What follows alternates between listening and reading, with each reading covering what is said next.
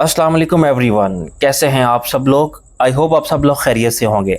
आज हम एक न्यू नावल शुरू करने लगे हैं जिसका उन्वान है अ स्नाइपर, एक पाकिस्तानी सुपर हीरो की दास्तां जो तन्हा दुश्मन की फ़ौजों से नबर्द आजमा रहा था। नावल शुरू करने से पहले मेरी आप लोगों से गुजारिश है कि मेरे चैनल को सब्सक्राइब ज़रूर कर लीजिए और मुझे कमेंट सेक्शन में ज़रूर बताइएगा कि आपको मेरा ये नावल पढ़ना कैसा लगा। इस तोशाखे पर बैठे मुझे 12 घंटे होने को थे। मैं बस अपने हाथ पाँव को महदूद हरकत देकर अपने अज़ा को सुन होने से बचा सकता था। इससे ज़्यादा हरकत करने की अयाशी मेरी किस्मत में नहीं थी, लेकिन ये सब मेरे लिए इतना ज़्यादा मुश्किल ना था कि मुझे अपने फ़र्ज से बाज रख सकता। दौरान ट्रेनिंग में 36 घंटे इससे भी महदूद जगह पर बैठ कर गुजार चुका था, बल्कि एक मरतबा तो मुझे 48 घंटे गुजारने पड़ गए थे। लेकिन इसमें भी शक नहीं कि ट्रेनिंग और हकीकत में ज़मीन आसमान का फ़र्क होता है। ट्रेनिंग होती ही गलतियाँ सुधारने के लिए है, जबकि हकीकत में गलती करने का मतलब अपनी जान गंवाना होता है। ख़ासकर एक स्नाइपर के लिए गलती का तस्वर ही महाल है। अपने असातिज़ा कहा करते थे कि स्नाइपर के पास फायर करने के लिए सिर्फ एक गोली होती है। अगर वो गोली हदफ को ना छू सके तो दर्दनाक मौत स्नाइपर का मुकद्दर बन जाया करती है। मेरे पसंदीदा उस्ताद राव तसव्वुर का कौल इस बारे में और भी मुतशद्दिद था। इनके मुताबिक स्नाइपर के पास फायर करने के लिए 2 गोलियाँ होती हैं। पहली गोली हदफ के लिए और अगर वो ख़ता हो जाए तो दूसरी गोली अपने लिए, क्योंकि दुश्मन के हाथ आने का मतलब जिंदा दरगोर होना होता है। अलबत्ता गोली के निशाने पर लगने की सूरत में ऐसी अफरा तफरी और इंतशार फैलता है कि स्नाइपर की तरफ लोगों का ध्यान हट जाता है। यूँ भी स्नाइपर का हदफ अहम शख्सियातों के निशाना बनाना होता है, लेकिन अमल ज़िंदगी में आने के बाद ये कहने में हक बजानिब हो कि इसके बरक्स होना भी मुमकिन है, क्योंकि एक बार हमारा एक साथी नाकाम फायर करने के बाद भी अपनी जान बचाने में कामयाब हो गया था, और इसकी वजह इसका आहनी इरादा, बेहतरीन कैमोफ्लेज और निशानाबाजी में आला दर्जे की महारत थी। गो असल हदफ खुशकिस्मती से बच गया था, मगर इसके आठ मुहाफिज हमारे स्नाइपर ने चुन चुन कर मार डाले थे। मजबूरन दुश्मन को स्नाइपर पकड़ने से ज़्यादा अपनी जान बचाने की फिक्र हुई और वो मजीद कमक की तलाश में मैदान छोड़कर भाग गए। इनकी वापसी तक हमारा साथी वहाँ से गायब हो चुका था। दर हकीकत एक स्नाइपर को निशानाबाजी में महारत के साथ जहनी तौर पर भी चाको चौबंद और होशियार होना चाहिए, ताकि हालात के मुताबिक बेहतर फैसला कर सके।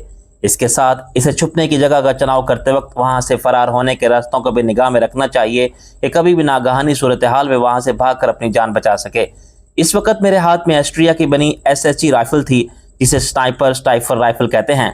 को आज इससे कई गुना ज़्यादा बेहतरीन और मियारी राइफलें दस्तियाब हैं, मगर इसका ये मतलब नहीं कि इसकी अफादियत अच्छी राइफलों की मौजूदगी में कम हो जाए। इससे 800 गज किसी आदमी को आसानी से निशाना बनाया जा सकता है। इसकी मैगजीन में 5 गोलियों की गुंजाइश होती है, लेकिन हर बार फायर करने के बाद राइफल दोबारा काक करना पड़ती है। इस वक्त मैंने जिस जगह का इंतखाब किया था वहाँ से हदफ का फासला 700 गज बनता था। सब्ज दरख्त की मुनासबत से मैंने अपने लिबास के ऊपर सब्ज रंग का गिलीस सूट पहना हुआ था। गिलीस सूट स्नाइपर का वो मखसूस लिबास होता है जो इसे इलाके की मुनासबत से छुपने में मदद देता है। सहराई इलाके में रेतले रंग का गिलीस सूट जो खुश्क झाड़ियों से मैल खाए, बंजर और खुश्क इलाके में मटियाले रंग का गिलीस सूट, मुकम्मल बर्फीले इलाके में सफ़ेद रंग का गिलीस सूट और सरसब्ज इलाके में गहरे रंग सब्ज का गिलीस सूट स्नाइपर को छुपने में मदद देता है। यूँ भी स्नाइपिंग में छुपने की अहमियत इतनी ही अहम है जितनी हदफ को निशाना बनाने की, क्योंकि खुद को छुपाकर ही एक स्नाइपर हदफ तक रसाई हासिल कर सकता है।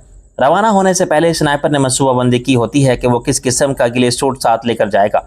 बाज़ औक़ात इसे मनसूबे के मुताबिक छुपने की जगह नज़र नहीं आती।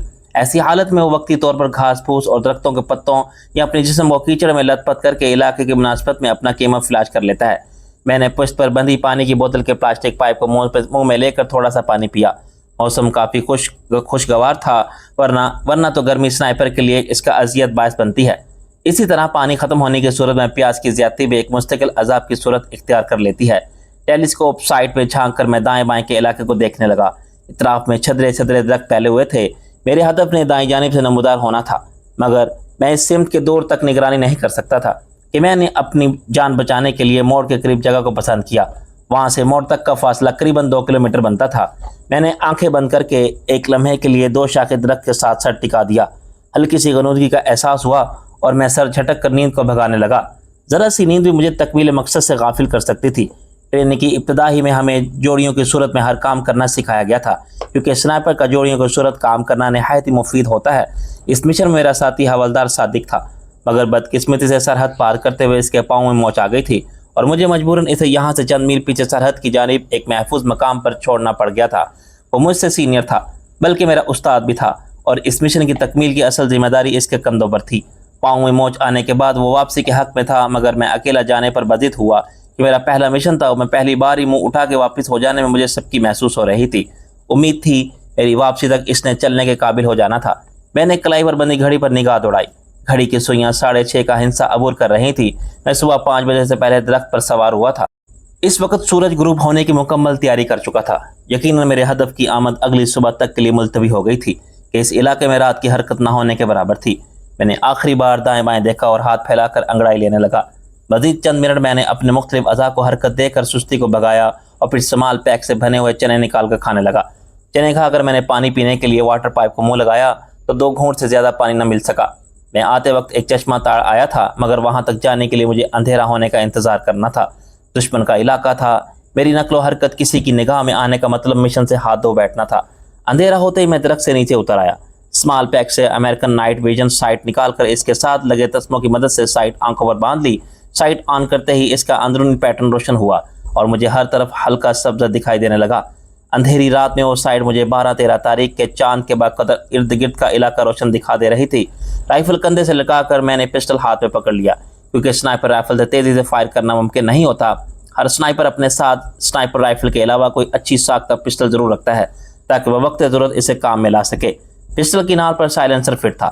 30 راؤنڈ کی لمبی میگزین لگا کر گلاک ٹائٹن کی کسی بھی طرح کلاشنکوف سے کم مفید نہیں تھا۔ ایک سنائپر کو سنائپر رائفل کے ساتھ پستول کے استعمال میں مہارت حاصل کرنا ضروری ہوتا ہے، اور بلا شبہ میں پستول کے استعمال میں خصوصی مہارت رکھتا تھا۔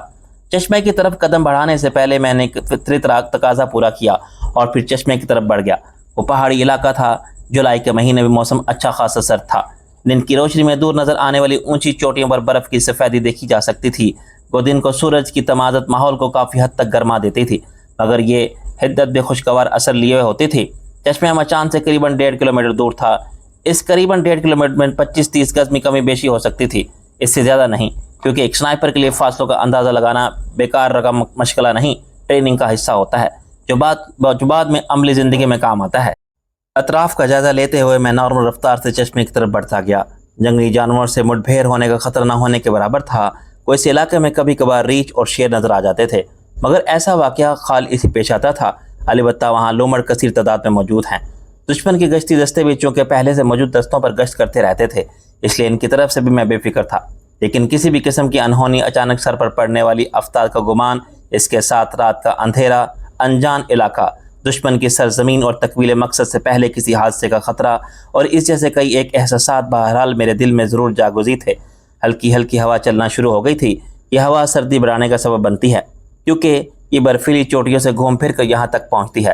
چشمے کے قریب پہنچ کر میں بیٹھ گیا اور ہاتھوں کا اوک بنا کر پانی پینے لگا۔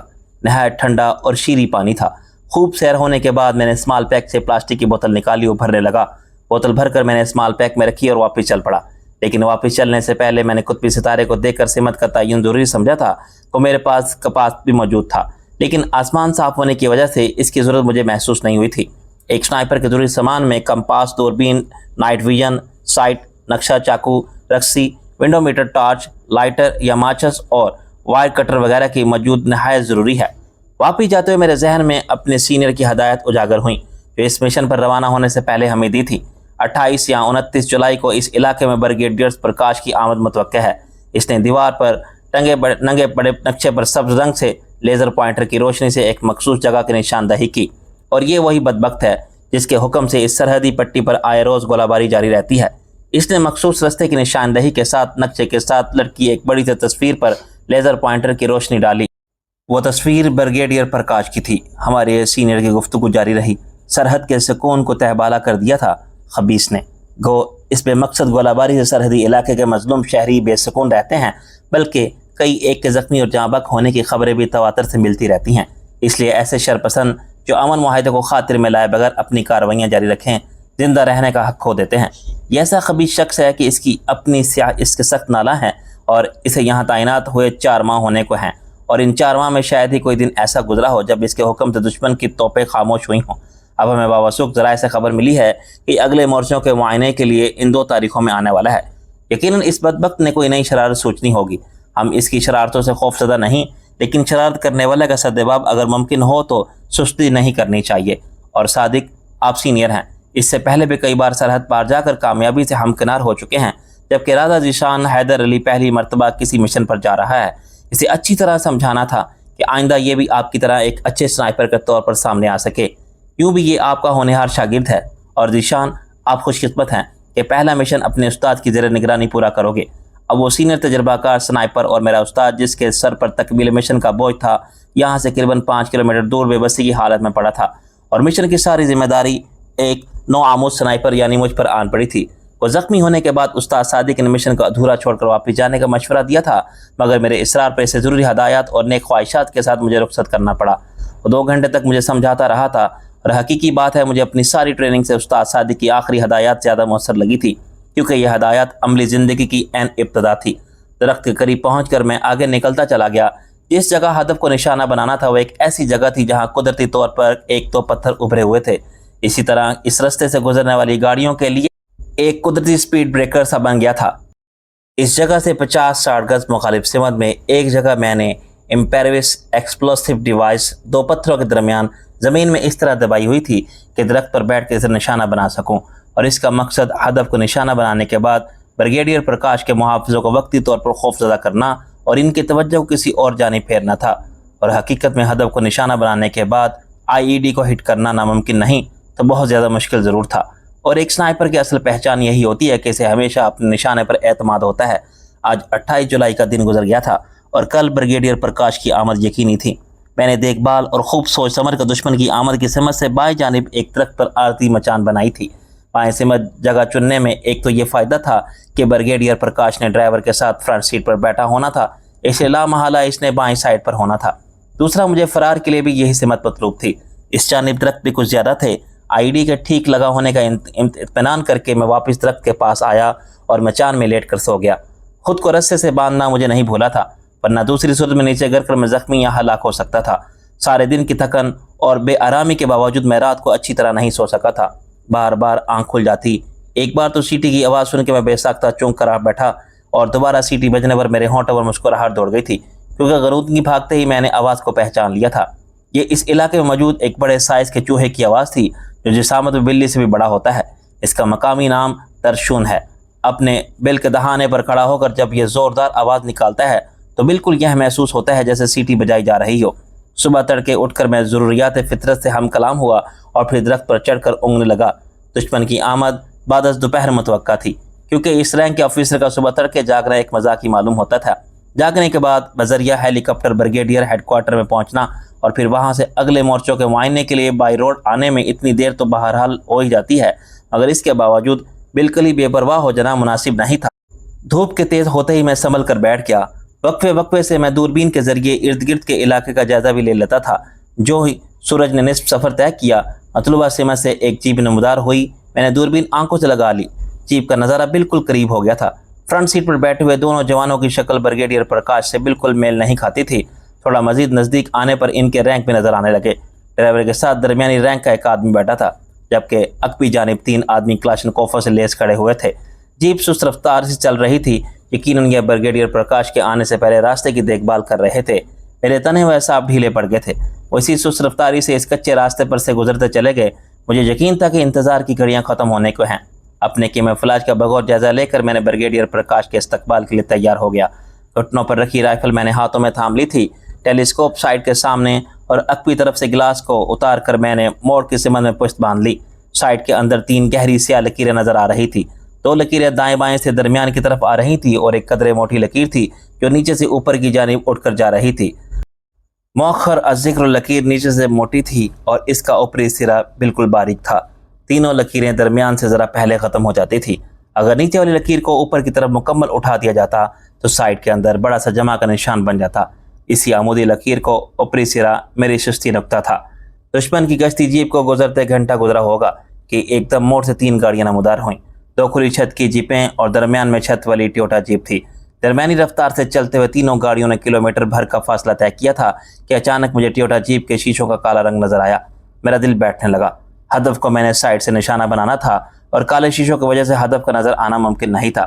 اس کا ایک حل تو یہی تھا کہ میں سامنے سے جیپ کو نشانہ بناتا، مگر ایسی صورت میں ہدف کا فاصلہ مجھ سے بڑھ جاتا، جس کے باعث درست نشانہ لگانا ممکن نہیں تھا۔ اس رائفل سے 800 میٹر تک کی درست نشانہ لگایا جا سکتا تھا اگر 800 मीटर से फासला बढ़ जाता, फिर निशाने की दुरुस्ती यकीनी नहीं थी। मेरे गुमान में भी नहीं था कि इस मनहूस की जीप काले शीशों वाली होगी। यूँ भी आर्मी में जीपों के काले शीशे इससे पहले मेरी नज़र में नहीं गुजरे थे। एकदम मुझे अपना मिशन नाकाम होता दिखाई दिया। मेरे पास सोचने के 2-3 मिनट से ज़्यादा वक्त नहीं था। ब्रिगेडियर प्रकाश ने वापसी के लिए दूसरा रास्ता इख्तियार करना था, जो यहाँ से 15-20 किलोमीटर दूर था। ब्रिगेडियर प्रकाश से पहले वहाँ तक पहुँचना मेरे लिए नामुमकिन था। अगर मैं बहुत ज़्यादा तेज़ रफ्तारी का मुजाहरा करता और किसी न किसी तरह वहाँ पहुँच भी जाता, तब भी खुद को छुपाकर दुश्मन के खिलाफ कोई प्रोग्राम सोचकर इस पर अमल पैरा नहीं हो सकता था। उस्ताद सादिक ने आखिरी नसीहत में कहा था कि एक तरबियत याफ्ता सिपाही का मिशन में नाकाम होने के बाद जिंदा वापस लौटना भी आधी कामयाबी होती है। अगर मैं अपने पहले मिशन में आधी कामयाबी इक्तफा नहीं कर सकता था। गाड़ियों का फासला हर गुजरते सेकंड कम होता जा रहा था। राइफल की बैरल पर साइलेंसर फिट था और फायर होते वक्त सिर्फ हल्की सी ठक की आवाज़ उठनी थी, जो फायर की जगह से ज़्यादा चंद गज दूर ही सुनी जा सकती थी। और फिर फैसला कुन लम्हा आन पहुंचा। अगली जीप मेरे सामने से गुजरी। ब्रिगेडियर का टोयोटा इससे भी 20-25 गज पीछे था। मैं सेकंड भर में एक नतीजे पर पहुंचा और शिस्त लेते हुए ट्रैगर दबा दिया। ठक की आवाज़ के साथ बुलेट ने मेडल को छुआ और इसी लम्हे सबसे आगे वाली जीप का पिछला टायर जोरदार धमाके से फट गया। जीप हल्के से लहरा कर रुक गई। जीप में खड़े बावर्दी हथियार बरदार जवान छलांग लगाकर नीचे उतरे और चारों तरफ सरसरी नजर दौड़ाकर टायर की तरफ मुतवज्जा हो गए। तीनों गाड़ियां रुक गई थी। सबसे आखिरी जीप में मौजूद हथियार बरदार नौजवान ने भी जीप से उतरकर अतराफ में पोजीशन इख्तियार कर ली थी। इस दौरान मैंने कॉकिंग हैंडल को खींचकर राइफल इस एहतियात से दोबारा कॉक कर ली थी कि खाली केस नीचे ज़मीन पर ना गिरने पाए। पथरीली ज़मीन पर तांबे का केस अच्छी खासी आवाज़ पैदा करके दुश्मन को मुतवज्जा होने का बायस बन सकता है। अगली जीप के ड्राइवर ने जीप की अकवी तरफ बंधा फालतू टायर खोलना शुरू कर दिया था। इस वक्त मेरी दुआएं रंग लाईं और मेरी तरकीब कामयाबी की झलक नजर आई। ब्रिगेडियर प्रकाश ने अपनी जानिब का शीशा नीचे करके सर बाहर निकाला। शायद वह अगली जीप वालों को कोई हदायत देने वाला था या खाली एक नज़र ही बाहर देखना चाहता था। मुझे इसके इरादे से कोई गर्ज नहीं थी। शीशे के नीचे होते ही मेरी उंगली ने एक झटके से ट्रैगर की आज़ाद ना हरकत को पूरा करते हुए मुकम्मल ट्रैगर दबा दिया। सर में लगने वाली गोली चीखने का मौका नहीं दिया करती। ताकतवर बुलेट ने इसका आधा सर उड़ा दिया था। ड्राइवर बुलंद आवाज़ में चीखा और जीप का दरवाज़ा खोलकर बाहर निकला। बाकी सब भी इस तरफ मुतवज्जा हो गए थे। मैंने इनसे नज़र हटाकर एक बार फिर राइफल काक की और आईडी की जगह पर शस्त बांधकर तीसरी गोली फायर कर दी। कान फाड़ देने वाला धमाका हुआ। इसी वक्त तमाम हथियार बरदारों ने अचानक फायर खोल दिया था। क्लाशनकोफ के फायर के तड़तड़ाहट से माहौल गूंज उठा था, जो कि किसी को भी अभी तक मेरे छुपने की जगह के बारे में मालूम नहीं हुआ था। इसलिए वो चारों तरफ गोलियां बरसा रहे थे। जीप की अकवी नशिस्त खोलकर 2 ऑफिसर बाहर आए और तमाम को अंधाधुंध फायर करने से मना करने लगे। यकीनन ब्रिगेडियर प्रकाश के बाद वही दोनों सीनियर थे। हमारे उस्ताद सूबेदार राव तस्वुर कहा करते थे कि किसी भी फौजी दस्ते को अगर सरासीमा और हवास बाख्ता करना हो तो इनके कमांडो को ख़त्म कर दो। कमांडर की गैर मौजूदगी में वो दस्ता भेड़ियों का रेवड़ बन जाएगा। अपने उस्ताद का सुनहरी कौल इस वक्त मेरे दिमाग में गूंजा और मैंने टोयोटा जीप से बरामद होने वाले दोनों ऑफिसर्स में से एक का निशाना लेकर फायर दाग दिया। वो उछल कर नीचे गिरा। दूसरा एक लम्हे के लिए शौक की कैफियत में आ गया था। मौका गनीमत जानते हुए मेरी राइफल ने मैगजीन में मौजूद आखिरी गोली अगली और दूसरा भी इसके करीब गिरकर बनकर पानी की मछली की तरह पड़कने लगा। मैंने सरहद से मैगजीन बदली। इस वक्त वहाँ 8 बंदे नजर आ रहे थे। इनमें से एक की क्लाशनकोफ का रुख उन्हीं दरख्तों की तरफ था जहाँ मैं छुपा हुआ था। मैंने दिफाई असूल को मद्देनजर रखते हुए सबसे पहले इसी से जान छुड़ाने का सोचा और अगले हमें वो मुर्ग बिस्मिल की तरह तड़प रहा था। असूलन मुझे ब्रिगेडियर प्रकाश के मरते वहाँ से फरार हो जाना चाहिए था। अगर दुश्मन की कम तादाद और अपनी गोलियों को मुसलसल निशाने पर लगता देखकर मेरा हौसला बढ़ गया था। बकौल उस्ताद मोहतरम स्नाइपर की मिसाल अंधेरे के तीर जैसी होती है कि जाने किस वक्त कहाँ से निकल कर गर्दन से पार हो जाए। नज़र न आने वाले दुश्मन को खौफ दिखाई देने वाले दुश्मन से कई गुना ज़्यादा होता है। अगली ठक ने एक और की ज़िंदगी छीन ली थी। कोई चीखा, भागो, हम दुश्मन के घेरे में हैं। एक आदमी ने आखिर जीप स्टार्ट करके रिवर्स गियर लगाया, मगर चंद गन से ज़्यादा पीछे हटना इसे नसीब नहीं हो सका। मेरी चलाई हुई गोली ने इसे स्टीयरिंग पर लेटने पर मजबूर कर दिया। बाकी आदमी गाड़ियों का ख्याल दिल से निकाल कर सर पर दौड़ पड़े। मेरी राइफल की रेंज से निकलने से पहले 2 मजीद रूहें अपने फ़ानी जिस्म से रूट कर महबे परवाज हो चुकी थी। वो सर पर मोड़ की तरफ भागते रहे थे। मुसलसल अपने साथियों को लाशों में तब्दील होता देखकर इनके सोचने समझने की सलाहियतें मफकूद हो चुकी थी, जबकि मेरा हौसला आसमान को छू रहा था। इनके आउट ऑफ रेंज होते ही मैं सरहद से नीचे उतरा और दरख्तों की आड़ लेकर वापस चल पड़ा। आम लिबास के ऊपर पहना गिलिस्टोट को चलने में रुकावट पैदा कर रहा था, मगर छुपाव के लिए बहुत ज़रूरी था। गिलिस्टोट स्कॉटलैंड में इस्तेमाल होने वाली एक इस्तिलाह है जो एक ज़माने में उन ख़ास वारगों के लिए इस्तेमाल होती थी जो अपने बादशाह की ज़मीनों में नाजायज़ तौर पर शिकार खेलने वालों से हिफाजत करते थे। اس کے ساتھ ساتھ گلی گھاس میں مکمل طور پر چھپ کر ہلا حرکت پڑے رہتے اور ہرن کا انتظار کرتے۔ مناسب وقت آنے پر کود پڑتے اور اسے ہاتھوں سے دبوچ لیتے، پھر بادشاہ کے حضور پیش ہو کر ہرن کا تحفہ دیتے اور انعام و کرام سے نوازے جاتے۔ چھپاؤ تلبیس سے اس اصول کو مدنظر رکھتے ہوئے آج کل کے دور میں سنائپر اپنے آپ کو دشمن سے بچانے کے لیے اپنے ارد گرد کے ماحول کے مطابق خود کو ڈھال لیتے ہیں۔ آج کے جدید دور میں گلی سوٹ نے اتنی ترقی کر لی ہے کہ مختلف ممالک اعلیٰ درجے کے گلی سوٹ تیار کر رہے ہیں جو ہر علاقے میں استعمال ہو سکتے ہیں۔ ترقی یافتہ ممالک کے سنائپر یہی گلی سوٹ استعمال کر رہے ہیں۔ میں گلی سوٹ اتارے بغیر چلتا گیا، وہاں سے میں جتنا جلد غائب ہو جاتا اتنا بہتر تھا۔ جلد ہی دشمن نے اس علاقے کو گھیرے میں لے لینا تھا۔ پکڑے جانے کی صورت میں انہوں نے میرے ساتھ جو کرنا تھا اس کا اندازہ لگانے کے لیے کسی عقل بینا کی ضرورت نہیں تھی۔ میں نے چشمے والا راستہ اختیار کیا تھا۔ چشمے کے قریب رک کر میں نے سیر ہو کر پانی پیا اور واٹر بوٹل بھر کر آگے بڑھ گیا۔ چشمے سے فرلانگ بھر کر آگے جا کر اترائی شروع ہو جاتی تھی۔ اترائی شروع ہوتے ہی میری رفتار خود بخود بڑھ گئی، چونکہ میں باقاعدہ کسی راستے پر نہیں جا رہا تھا، اس لیے سمت کی درستی کے لیے میں گاہے بگاہے کمپاس پر نظر ڈال دیتا تھا۔ اونچے نیچے اور ٹیڑھے میڑے راستوں سے گزر کر میں نے 3 کلومیٹر کا فاصلہ طے کیا اور ایک خشک نالے کے قریب پہنچ گیا۔ نالے کے درمیان بارشی پانی سے گزرنے کی وجہ سے ریت ابھر آئی تھی اور ساتھ میں چھوٹے بڑے پتھر بکھرے پڑے تھے۔ جھاڑیاں وغیرہ نالے کے کنارے پر موجود تھی۔ درمیانی علاقہ صاف تھا۔ نالے کی چوڑائی 50-60 گز سے بقدر تھی اور بدقسمتی سے وہاں سے 700-800 گز کے فاصلے پر موجود ٹیکری پر انڈین آرمی کے ایک سیکٹر کا بیس موجود تھا، جہاں سے نالے کا یہ درمیانی حصہ آسانی سے دیکھا جا سکتا تھا۔ جھاڑیوں کے اندر لیٹ کر میں نے دوربین آنکھوں سے لگا لی۔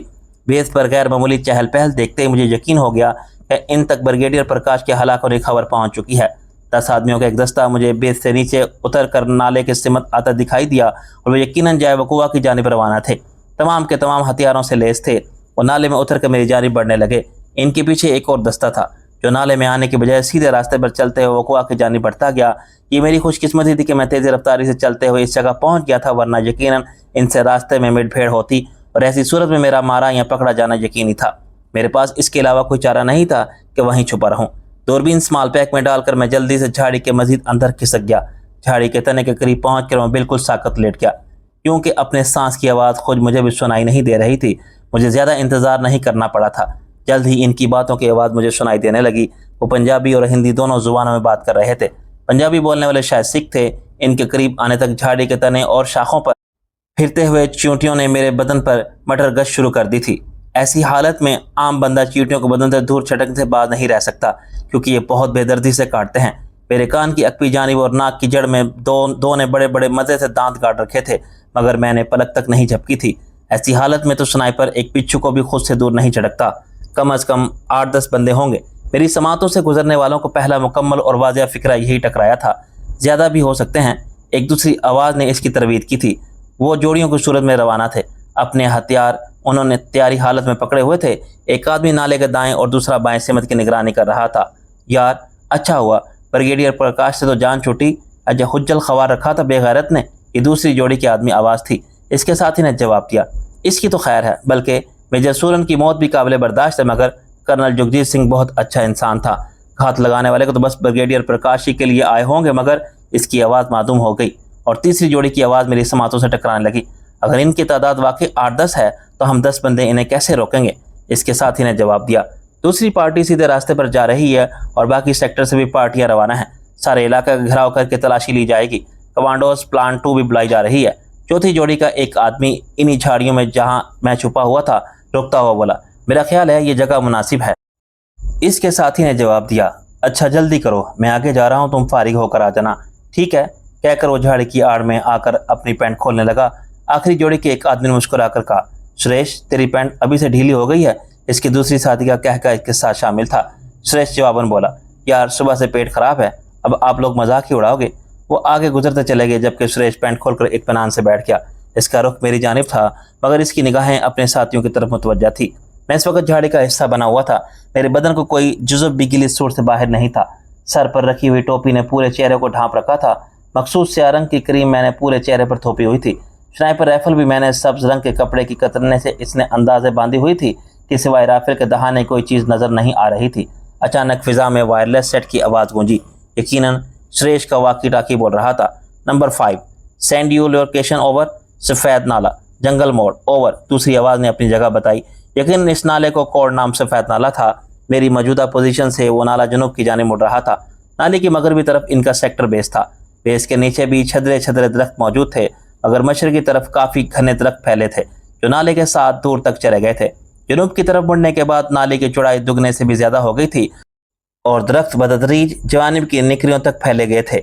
इनमें चेड़ो दरिया के बुलंदोबाला दरख्तों के साथ साथ झाड़ी नुमा दरख्त भी मौजूद थे। तंग के सदाबहार दरख्त भी बकसरत बिखरे हुए थे और इन्हीं दरख्तों के जंगल में मैं अपने उस्ताद सादिक को छोड़ गया था। स्नाइपर के नुक्ता नज़र से अब यह इलाका महफूज नहीं रहा था, मगर अपने साथी को साथ लेना नहायत ज़रूरी था। अगर हवलदार सादिक वहाँ छुपा ना होता तो यकीनन मैंने नाले में आगे बढ़ जाता और दुश्मन के इस इलाके को घेरने से पहले मैं कहीं दूर निकल गया होता। अपने साथियों को चौकन्ना होने की हदायत दे दो और तमाम को बता दो कि यहाँ सिर्फ एक बंदे की मौजूदगी के आसार मिले हैं। वो बहुत अच्छा निशानेबाज और मंझा हुआ स्नाइपर है। इस एक ही ने हमारे 8 आदमियों को शहीद कर दिया, इसलिए एहतियात से काम लें। ओवर। मुसलमानों की देखा देखी दूसरे मज़ाहिब के लोग भी अपने जंग में हलाक होने वाले सिपाहियों को शहीद कहने लगे हैं। रॉजर। नंबर 5 ने कोई बात समझाने का इकरार किया। किसी भी छोटी से छोटी बात का फ़ौरन इत्तला देना। Cap listing out. एहकाम दिलने वाले ने इसे आउट कहते ही दूसरी पार्टी को पुकारना शुरू किया। Number 6 send your location over. जवाब मिला नाला road junction over. Copied message same to you. पूरी बात दोहराने की ज़रूरत इसने इसलिए भी महसूस नहीं की थी कि नंबर 5 से होने वाली गुफ्तगू नंबर 6 भी सुन रहा था। रॉजर। नंबर 6 की तरह से समझ जाने की इत्तला मिलने पर वो इसे भी लिसनिंग पर रख कर तीसरी पार्टी से बात करने लगा। इस मरतबा इसने नंबर 7 पुकारा था, मगर नंबर 7 की आवाज़ सुनाई नहीं दे रही थी। यकीन वो हमसे दूर था। कंट्रोल की मुख्तलिफ पार्टियों को पुकारने की आवाज़ फिजा में गूंजती रही। गुफ्तगू जारी रही। वो वाकी टाकी सेट की तरफ मुतवज्जा रहा और फिर मुट्ठी में रेत भर कर अपनी सफाई करने लगा। पैंट बांधते वक्त इसकी नज़र गैर इरादी तौर पर इस झाड़ी की तरफ उठी रही जहाँ मैं छुपा बैठा था और इसकी बदबख्ती मैंने इसे चूकने देखा। मुसलसल इस जानिब घूरने पर इसे मेरी हैबत ने चुका दिया था। यूँ भी मैं अफरा तफरी में छुपा था, इसलिए झाड़ियाँ वगैरह अपने ऊपर नहीं डाल सका था। बेल्ट बांधते वक्त वो ज़मीन पर पड़े अपने हथियार की तरफ मुतवज्जा हुआ। इसके हथियार संभालने तक मैं ये फैसला कर चुका था कि मुझे क्या करना चाहिए। ठक की आवाज़ के साथ इसके सर में रोशनदान खुल गया था। वो नीचे गिर कर तड़पने लगा। मैं जल्दी से झाड़ी से बाहर निकला और इसकी लाश को घसीट कर झाड़ी में फेंक दिया। इसका वाकी टाकी सेट मुझे कारामद लगा। वाकी टाकी सेट माँ इजाफी बैटरी उठाकर मैंने पास रख लिया और फिर झाड़ियों के ओट में रहते हुए मैंने इसके जाने वाले साथियों की तरफ निगाह दौड़ाई। वो फरलांग भर आगे निकल गए थे। दूरबीन निकाल कर मैंने बेस की तरफ निगाह दौड़ाई। एक आदमी मुझे टहलता हुआ नजर आया। इस जगह से नाला अबूर करने में देखे जाने का सख्त खतरा था। मैं झाड़ियों के आड़ लेकर बेस की तरफ रवाना हो गया। वाकी टाकी सेट की आवाज़ कम करके सेट मैंने ऑन रहने दिया था। जल्दी ही सेट से सुरेश को पुकारा जाने लगा। नंबर 5 फॉर्निक नीम सुरेश ओवर। नंबर 5 फॉर्निक नीम सुरेश ओवर। वो बार बार सुरेश को पुकार रहा था। फिर जैसे इसने वक्फा किया, सेट से एक दूसरी आवाज़ बुलंद हुई। वैसे ज़्यादातर कायरीन तो जानते होंगे, मगर जिनका कभी वायरलेस सेट से वास्ता नहीं पड़ा, इनकी इत्तला के लिए बतलाता जाऊं कि वायरलेस सेट पर जब एक तरफ से बात हो रही हो तो सुनने वाला बात नहीं कर सकता, यहाँ तक कि बोलने वाले को ओवर कहकर अगले को मौका देना होता है। इस ज़मन में ये भी याद रहे कि कंट्रोल इसको कहते हैं जो किसी जगह मौजूद तमाम पार्टियों का कंट्रोल कर रहा हो और वायरलेस पर पैगाम भेज रहा हो। Control for number 5 over. Yes number 5 for control over. वो कंट्रोल का जवाब देने लगा। नंबर 5 निकनेम सुरेश कहाँ गया और जवाब क्यों नहीं दे रहा? और रफ़े हाजत के लिए रुका था। 15-20 मिनट होने को हैं, पता नहीं क्यों जवाब नहीं दे रहा। मैंने इसकी तलाश में आदमी भेज दिया है। ओवर। अकेला आदमी नहीं भेजना, तमाम को वापस लेके जाओ। हरी अप एंड जल्दी से ओके रिपोर्ट भेजो। ओवर। कंट्रोल से बोलने वाले का लहजा काफ़ी सख्त और तंबीह था। रॉजर। नंबर 5 जल्दी से बोला। अगर कंट्रोल की तरफ से कोई जवाब नहीं मिला था। इनकी गुफ्तगू सुनकर मेरे कदमों में खुद ब खुद तेज़ी आ गई थी। थोड़ी देर बाद मैं बेस के नीचे से होकर नाला अबूर कर रहा था। इस जगह में बेस से भी नज़र नहीं आ रहा था और नाले में मौजूद दुश्मन की नज़र सिर्फ ओझल था। नाला अबूर करके मैं जो ही झाड़ियों में घुसा, वाकी टाकी एक मरतबा फिर बोल पड़ा। Number 5 for control over. इसकी आवाज़ सख्त घबराई हुई और मतहोश थी। Yes over. कंट्रोल की भारी आवाज़ उभरी। सुरेश कत्ल हो गया है। ओवर। नंबर 5 घबराहट अमेज लहजे में बोला था। हरी अप, पोजीशन ले लो, वो यहीं कहीं छुपा है। मैं बाकी पार्टियां भेज रहा हूँ, जवानों कहो आड़ में रहें। ओवर। रॉजर। नंबर 5 ने कहा। Control for Lali sector base. Over. Control यकीनन इसी बेस को रब्ता कर रहा था जहाँ से मैं गुजर कर आया था। Base for control send you message. Over. क्या अपने आदमी तुम्हारी नज़र में हैं? ओवर। यस, मुझे नज़र आ रहे हैं। ओवर। क्या इनके अलावा कोई हरकत नज़र आ रही है? ओवर। नो, अब तक तो नज़र नहीं आ रही, जैसे ही नज़र आई मैं आपको बता दूंगा। ओवर। ओवर एंड ऑल कहकर कंट्रोल तमाम पार्टियों को सफ़ेद नाले की तरफ इकट्ठा होने की हदायत जारी करने लगा। میں نے ان کی گفتگو کے اختتام پر واقی ٹاکی کو بند کر دیا کیونکہ مسلسل چلنے پر بیٹری نے ختم ہو جانا تھا۔ وہ ایک اضافی بیٹری میرے پاس موجود تھی، مگر پھر بھی عقل مندی کا تقاضا یہی تھا کہ میں واقی ٹاکی کے استعمال میں کفالت شعاری سے کام لوں۔ ان کی گفتگو نے میرے قدموں میں بجلی بھر دی تھی۔ میں جتنا جلدی وہاں سے غائب ہو جاتا بہتر تھا۔ اگر ایک بار وہ جنگل کو گھیر میں لے لیتے تو یقیناً میں چوہے دان میں پھنس کر رہ جاتا، بلکہ میرے ساتھ استاد صادق نے بھی مارا جانا تھا۔ کلومیٹر بھر سفر طے کرنے کے بعد میں تھوڑا سا رکا۔ اسمال پیک سے نقشہ نکال کر میں نے اپنی سمت درست کی اور پھر چل پڑا۔ جلد ہی مجھے امدادی نشان نظر آ گیا۔ یہ چیڑ کا ایک بلند درخت تھا جس کے تنے میں نے جاتے وقت مخصوص نشان لگایا تھا، اور وہ درخت نظر آتے ہی میرے لیے راستے کی شناخت آسان ہو گئی تھی۔ اس درخت سے 200 قدم جنوب کی جانب ایک چھتری نما درخت جو ذرا سا مشرق کی جانب جھکا ہوا تھا نشان راہ تھا۔ چھتری نما درخت کے بعد چیڑ کا ایک ٹوٹا ہوا درخت اسی سیدھ میں موجود تھا۔ آسمانی بجلی گرنے کی وجہ وہ درخت نصف تنے سے کٹ گیا تھا۔ ایک نشان مل جانے کے بعد باقی نشان ملتے چلے گئے۔ ٹوٹے ہوئے تنے والے درخت سے آگے مجھے 15-20 منٹ لگے اور اس کے بعد میں ٹھیک اس مقام تک پہنچ گیا تھا جہاں میں نے استاد صادق کو چھوڑا تھا۔ استاد صادق، میں نے ہر احتیاط بالائے طاق رکھ کر اسے آواز دی۔ میرے پاس وقت بہت کم تھا، ورنہ اصولاً تو مجھے وہاں سے بے دھڑک آنے سے گریز کرنا چاہیے تھا، کیونکہ اگر استاد صادق خدا نخواستہ کسی وجہ سے پکڑا گیا ہوتا تو یقیناً دشمن وہاں میری گھات میں بیٹھا ہوتا۔ میں یہاں ہوں۔ مجھے استاد صادق کی آواز تازہ ہوا کے جھونکے کی طرح محسوس ہوئی۔ میں نے آواز کی سمت کا تعین کرتے ہوئے اس کی طرف نگاہ دوڑائی۔ وہاں 3 درخت آپس میں اس طرح جڑے ہوئے تھے کہ ایک پھیلے ہوئے گھنے درخت کی صورت اختیار کر گئے تھے۔ اگر وہ مجھے آواز نہ دیتا تو میں اسے ڈھونڈنے میں ناکام رہتا۔ چلیں سر، ہمیں فی الفور یہاں سے دور جانا ہوگا۔ ان درختوں کے نیچے جا کر میں نے نظریں اٹھائیں، مگر اس بار بھی مجھے گھنی شاخوں کے علاوہ کچھ دکھائی نہیں دیا۔ پھر شاخوں میں حرکت ہوئی اور استاد صادق کا چہرہ نظر آیا۔ مشن کا کیا ہوا؟ اس نے چھوٹتے ہی پوچھا۔ سر، الحمدللہ کامیاب لوٹا ہوں، مگر اب تفصیلات بتانے کا وقت نہیں ہے، ہمیں چلنا چاہیے۔ ذیشان، مجھے لگتا ہے میرے پاؤں کی ہڈی کریک ہو گئی ہے، پاؤں سوج گیا ہے، اس پاؤں کے ساتھ چلنا ایک خواب ہی ہوگا۔ اس کی آواز میں گہرے تعصب کی جھلک تھی۔ مگر سر، تھوڑی دیر بعد یہ جنگل دشمن کے گھیرے میں ہوگا۔ اس نے کہا، میری مانو تو نکل جاؤ، کم از کم ایک کا زندہ لوٹنا دونوں کی شہادت سے تو بہت بہتر ہوگا۔ اگر میرا سہارا لے کر چلنے کی کوشش کرو تو شاید ہم آہستہ آہستہ، وہ قطع کلامی کرتے ہوئے بولا، یقیناً وقت ضائع کر رہے ہو، اب تک آپ کافی دور نکل گئے ہوتے۔ صحیح کہا، میں اطمینان سے بولا، ایسے مجھے امید ہے کہ ان درختوں پر 2 آدمیوں کو چھپنے کی گنجائش ہے۔